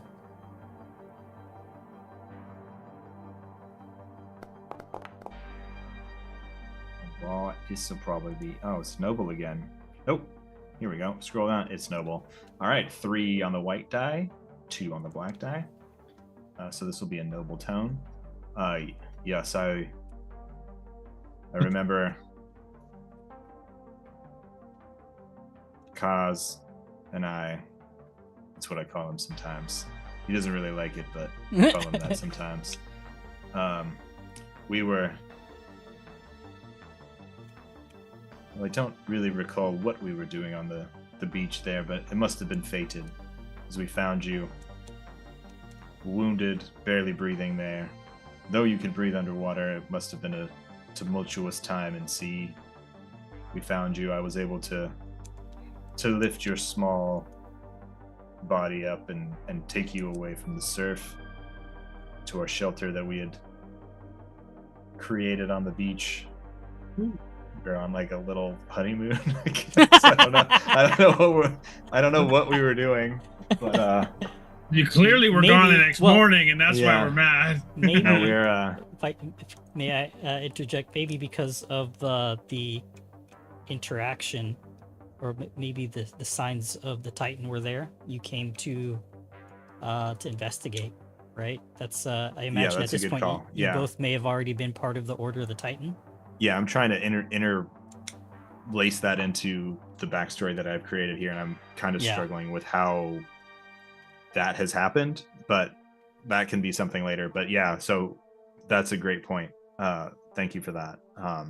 We were probably out here camping. We had seen some signs, and in our search for more clues for finding more information about Lo-Fi Tuina, we found you on the beach, nursed you back to health as best we could, though. You weren't as far gone as you could have been. You, like I said, you're very clearly at home in the water. It was just more of a shock than anything else, so it didn't take too long to get you back on your feet, and we told you as much as we could, and that must have been your first interaction with the Titan, Lo-Fi Tuina, and we told you as much as we could about the beast, brought you up to speed, as it were, and as they say, the rest is history. We've been maybe not best friends, but at least working companions ever since.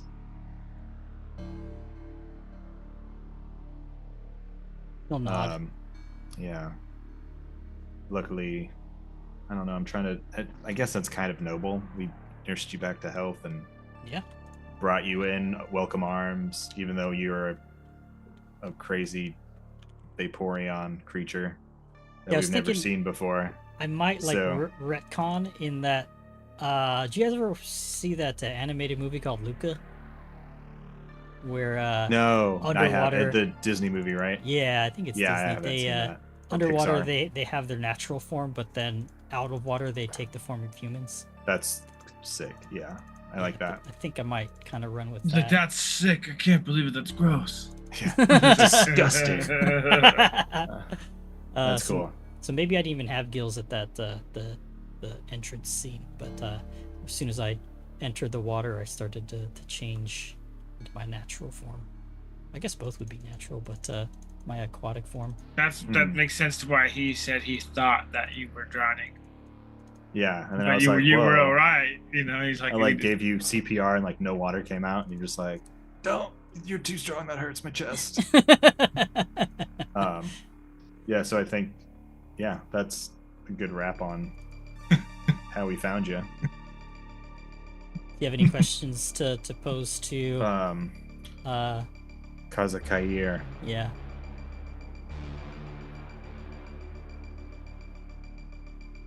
Who is your daddy and what does he do? I'm trying to come up with a question about that first day. I don't know. Is there anything else that you remember from that day? I don't want to like just basically say like add on, but yeah. Is there anything else? I know we were on the shores of. I remember the day. Iki. Try to come up with The a smell of the name. blood in the. I guess I should roll, huh? Yeah. Yes. See if it's noble or. I had something going. Hard. I was like, wait. I just want to keep defaulting to barbarian tone like every time, and then I think I've only gotten it like once. Noble. There's another one. That throws what I had out of the water. It's fun though. It makes it challenging. Otherwise, we'd just be like, we killed everyone. It was bloody and metal. Like, it makes you think a little bit more. Yes, I still remember through the carnage and the blood. Even though she was nearly dead, the sound of the water lapping over those stones, the sound of the birds, and the local fauna with their sounds sort of brings peace in a time of danger. Yeah, that's it. That's a good point. There probably were like potentially other like corpses of like people or like wreckage that washed up with. I was gonna go with the smell of death, but then I rolled noble, so yeah. I like flipped it kind of. Yeah, so you're like the lone survivor. And that goes to with what you said, Robert, too, like how you're like you don't even remember what your species is called. Mm-hmm. What we called ourselves. I probably don't even remember our language. Yeah. Probably found you as like a kid. Mm-hmm. Yeah, you're probably talking to sleep, and we're like, "What the fuck is she saying?" Yeah. Just speaking your original language, but you don't know. Yeah. But you can only speak it underwater, like mermaids in Harry Potter. So it's like blub, blub, blub, blub, blub, blub, blub. Sounds like bubbles. Yeah. Fucking.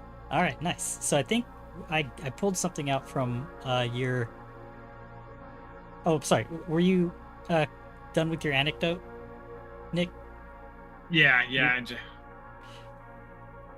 Okay, you're just remembering the scene. Mm-hmm. Okay.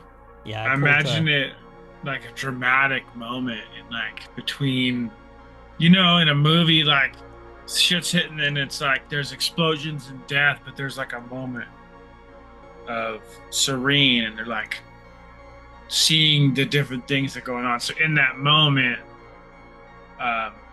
it's sort of focused on the more beautiful things in life rather than the things that were going bad. Gotcha.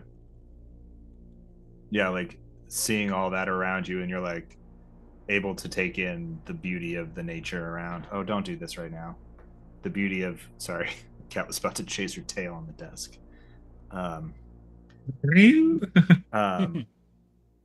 Yeah, just like seeing the beauty of the world amongst all of that, the duality of life right in front of you. I think it stems from the two of us having that aquatic ancestry gives us sort of like a tie into like a deeper connection with nature.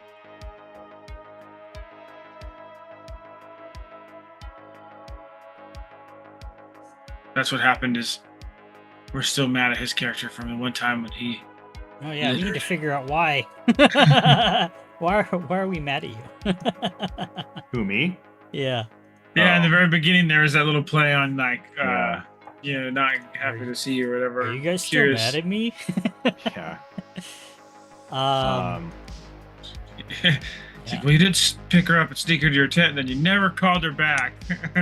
No, yeah, maybe. I don't know. She's very clearly underage at this point in this flashback. No, I think that there might be time for that to come out, right? Like, we're gonna be telling way more stories, so I think that Yeah. we'll find that out. But next with time. the last motif let's talk about the name of our company. You guys have any ideas? I feel like it should be water related.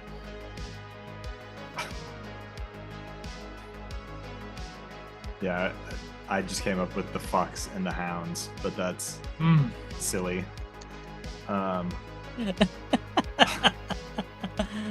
That doesn't really make sense.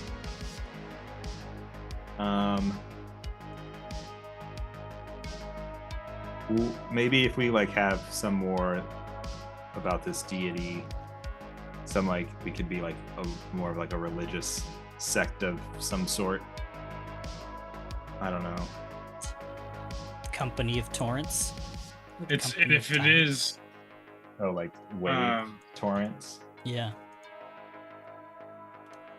or like Tide some bods. alliteration Tide bods.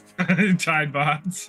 instead of Tide Pods. Yeah. Tide Buds, because we're friends. Swell tides.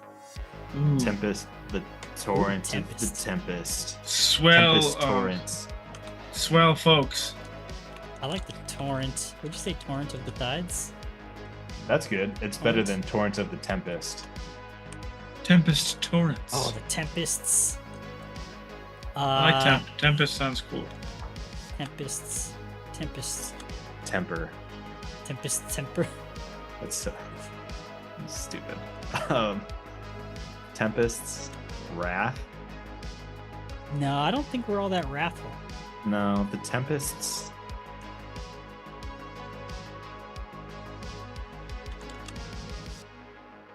Love.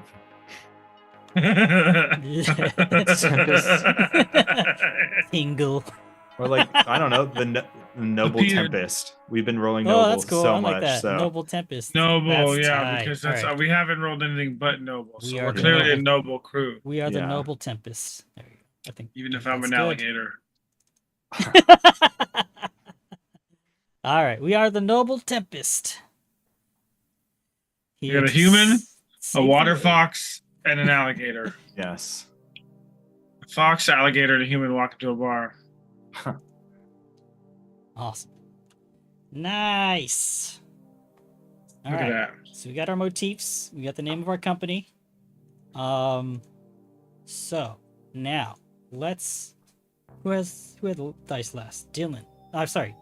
Nick. You had the dice last with Kazakir, and as such, you get you have the honor of beginning the transition to the Titan phase. So let's get to that point in the book. To make the transition to the Titan phase, the player who ends the companion's phase tells a vignette leading to the Titan.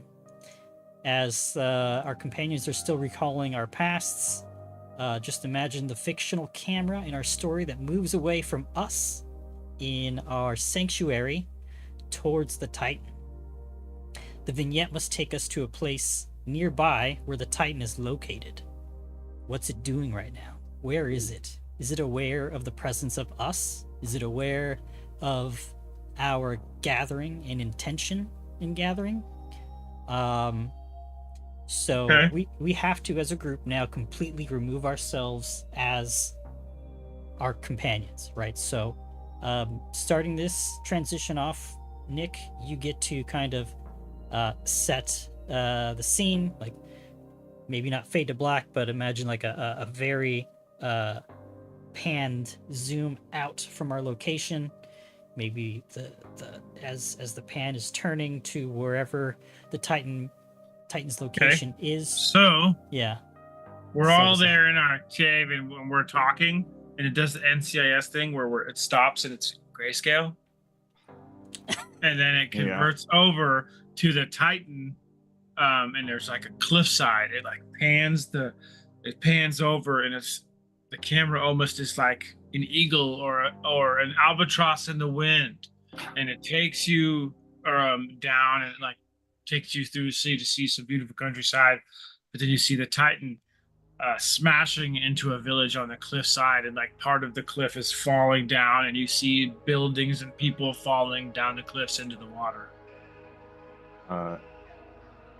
Need to roll.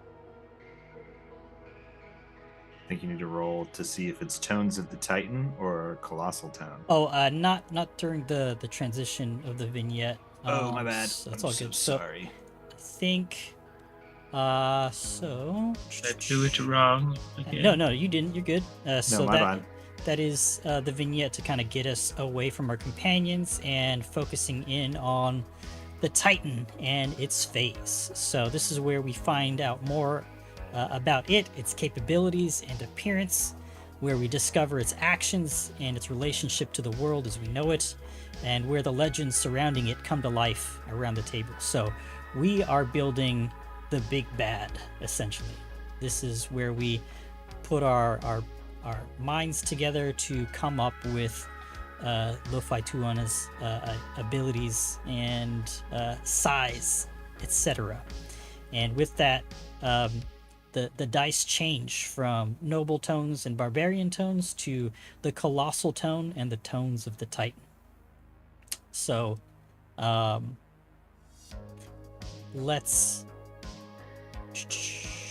we're essentially just presenting the Titan to us for the first time, to kind of, discover it. The colossal tone and die evokes greatness and the size of the Titan, the difference in scale to the common person, and how much how little it considers the life and environment around it. While the tones of the Titan were the three listed in with it. So Nightmare, Sea, and Starved. So if your black die is higher than the white die, then you can pick one of those three tones to kind of help describe an action that it's doing, something that's been left in its wake, or how it just leaves people feeling, anything regarding it, the Titan, its past, its present doings, or just anything having to do with those tones. So everything described is essentially through vignettes. So we're telling each other a small story, a montage of what we're kind of seeing the Titan do, or left in its wake, as I mentioned. So Nick, you are the active player, and because you have the dice, you can ask one of us a question about it and hand the dice over. And the goal here is to kind of evoke in each other a sense of awe and mystery, as well as enthralling each other in like the idea of this beast. So I guess we do the grayscale and then the bird flying, and that, I think that kind of transitions to his first view of a Titan. And maybe that was his description of what he's seen, but then he would turn to Robert's character. I don't remember the name. And Haina Pele, but we're actually we're not involving our characters at all. Oh, we're okay. Just describing a scene. Sure.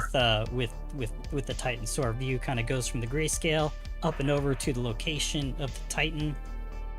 If you could kind of just describe what that area looks like or what it's doing to kind of Yeah, so set it the would tone. sort of as you pan in, it would pan low and then rise up to the cliffside where you would see the large village on top, and this monstrous creature. It's so large at first it's hard to even pinpoint exactly what it is.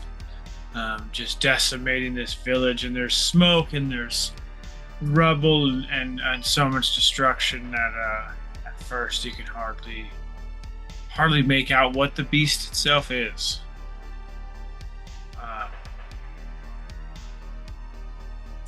I don't know what to do here. I don't want to put a template on the. No, you don't have to. Titan. So you can just ask myself or Dylan a question and then hand the dice over.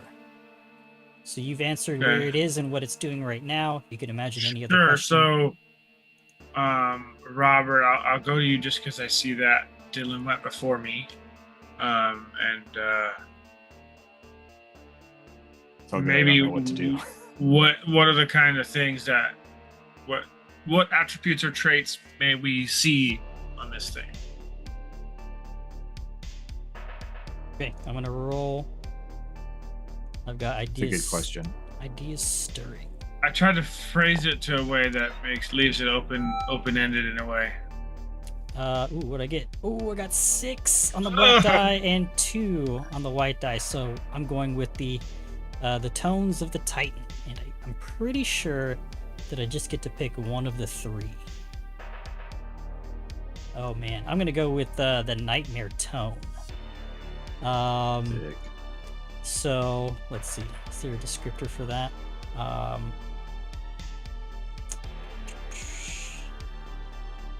Evokes the Titan's dreadful appearance, corruption of spirits, the anguish of the deep sea, and the madness that rises out of the rites in its honor propagated. Okay. So, maybe this creature, this Titan, is it inhabits both land and sea, but always emerges from the sea. But when it does, it is the size of some of the largest islands in our world, with tentacles made of a mix of whirling winds and clouds and ocean water slapping against anything in its path, and you're only able to see maybe half of it, as the other half is hidden beneath a whirlpool of immense size, as it's caressing against this cliffside, spilling rock and debris and house people with no regard for them at all. Maybe even this village was a place of worshippers, that they had collected artifacts of the Titan enough to draw its attention to be consumed by it, and they got what they asked for. In their madness and their obsession with Lo-Fi Tulaina, they found absolution.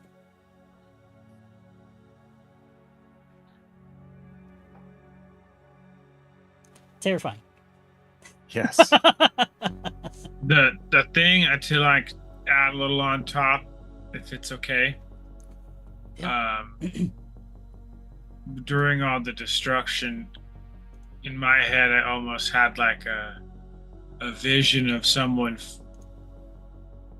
falling, and their last moments were fear and salt water in their nose, kind of thing. That's what I was getting a vibe of that. I think they may have regretted.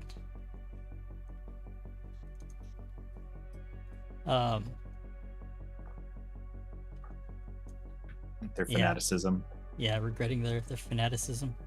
Any motifs you can pull from that? And one of these motifs has to be an echo of one of the previous motifs also. So that black dot down there. Mm-hmm. Okay. So we have to kind Well, of like, you I'll mentioned let you guys pull it, not me, because I was the one that's describing. you mentioned the artifacts, whatever that drew the Titan. It reminds me of the rise in danger that results in a wealth of resources. It's a wealth of resources that arise to danger. Like they're like golden idols or something like that. That Like the opposite. Yeah, effect. They had they gained all these artifacts and it caused the Titan. So it kind of seemed like the opposite of that one. Okay, I think that would work. I think so. It is. Yeah, it's like it is an echo of it. It is an echo. Yeah. It's cool. I like that. A wealth of resources that resulted in death. Yeah. Yeah, maybe the guy who was responsible for the collection is the one that I'm imagining. Like, he's so afraid of the creature, he's not even worried about the fact that he's drowning. Like, okay. It's like that's like a secondary thought. All right, so I'm going to hand the dice to Dylan and ask you, where does the Titan go when it's not? Yeah, where's its hidden place? Where's its sanctuary? Where does it go when it rests? Right. Let's roll this up. I was looking for a shortcut in the chat there, but there's not really one. All right, doubles. Our first double. I got 2 1s. What does that mean for Big ass, baby. the Titan? Let's just double check here. win. Doubles. Oh no. Oh, why'd you say? Oh no. Did you I don't find know. it? No. The doubles restore the truth. Okay. That's in the company phase. I am in the wrong. So you introduce a mystery around Lo-Fi 2, around this question of where it goes when it rests or just goes when it's not causing absolute destruction, right? So Says there. Oh, go ahead. I see the doubles. So introduce that mystery. Should we use the generic one in the book, or You can if you'd like. were you gonna say something else? Well, I think you still have to answer the question in a way it. too, right? So, what was the question? Oh, where does it go? So, Yeah. with that, you have to proceed with the vignette. You have to expose a popular belief or a legend, something relatively known that's acknowledged in our world and setting. It has to. I guess that is a mystery, right? Where does it go? Provide an answer to the question posed by the mystery, but it has to be wrong or at least inaccurate in some way to give us a chance to reveal the truth later. And then from there, when you pass the dice to the next person, they get to say you're wrong, and actually this is where or what's true about what you're wrong about. But there can be, whoever takes the dice next can lead in to how much of what you're saying is believed to be true or part of the lie or not. Does that make sense? It's like Kind of. wrong or so what you're gonna answer is well known, wrong, or at least inaccurate, and the person you hand your dice next to are able to correct you in some way That's fine. with the truth, and that truth is absolute. Huh. Okay, where does he go? I don't know that they go anywhere. I would say that it never rests. It's always on the move. It is just going. If it's not here, it's somewhere else. There is no home base. So this vignette is of the Titan just on the move continually, destroying something, finding something. I don't know. Does it eat? Does it just live on fear? Oh no, I rolled that, but I don't have like a tone then, right? Oh, so I think you get to pick a tone also. Okay. I think. I'm not sure, but we'll just run with that. Okay, I'm gonna do. So you've got Nightmare, Starved, or C. Yeah, I like the idea of it just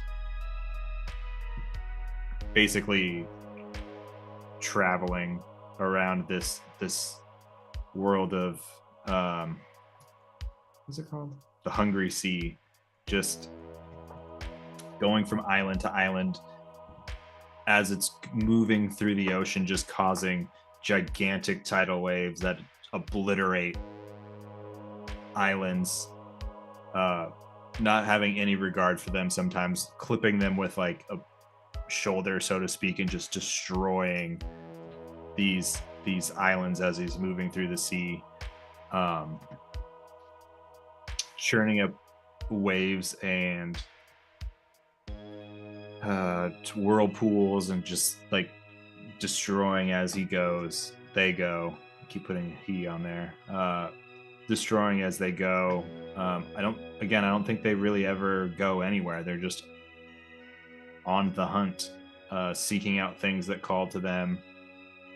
Fanatics from the last vignette who have worshipped them, destroying, taking back what it perceives to be theirs, but then giving it right back because it's so small it doesn't really care. Just always moving from one island to the next, underwater, investigating a cave, moving through it, no rest. It's destruction. But that's not true, I guess. Some of it can be. Somebody's gonna have to tell me why I'm wrong. And who do you want that to be? So we don't pull anything out of this since I got that mystery. It like moves to another phase before we pull out a motif, right? No, we stay in this phase until we fill out all the motifs. But I mean, like I'll pass the dice and then we'll pull a motif out of the second half since I did doubles. It could be both. Okay. So I pulled something out of your descriptor. Oh, okay. Vignette, go for it. And we can pull something out of whoever you pass it to after. Yeah. What did you get? What did you think from... ever moving and ever present constant destruction. Perfect. Yeah. The fear is always present. Kind of. I like that. Ever moving. Yes, exactly. And that's kind of like that island vibe too. Here. Like, is that me? Yeah. That's all good. So is it Alt-C? Right. It is Alt-C. Okay. Who would you like to rebuttal? Pass it to? We'll just keep kind of going in a circle. So I'll pass it over to you, Nick. Okay. And then do I roll? Yes. You roll. And then rolling. Okay, I am going to correct you with my noble path. It is colossal tone. Colossal, yes. Colossal tone. So what is that tone versus the tone? So the colossal tone essentially is how immense it is, the size, its greatness, the difference in scale compared to a common person, and how much it gives little consideration to the environment around it. I would argue that it's not ever moving; it's ever present, and that it hibernates because during certain seasons you can hear the ground hum and vibrate with its snoring. That's a folk tale from his people. I guess that's not from my character, but that's a folk tale. So And it is true. It is true. So it's not a folktale. This is an absolute truth that we're putting into the world that we're going to work off now. So Sure, then yeah. I mean, that's a thing people say that they can almost hear it snoring below the earth when it's dormant. And is there a specific place? Well, I guess there would have to be a place for it then. Right? I'd say the people in the city of the cliffside were the people who feel it, so maybe it was dormant underneath the island. Okay. Under that one big island. What was it? The biggest island. The biggest island. I said it didn't have a name, but I don't know if there was. Was there one? Oh, it's called the Great Land. The Great Land. That's right. Okay. Beneath the Great Land. And we know this to be true because every time he wakes up, there's an influx of sharks. There you go. Okay. And then on all the smaller islands, like anytime there's an earthquake or volcanic activity that shakes the land, they think it's the Titan, but it's really just nature. And that might be why it's a folktale somewhere else, but it's true on the Great Land. I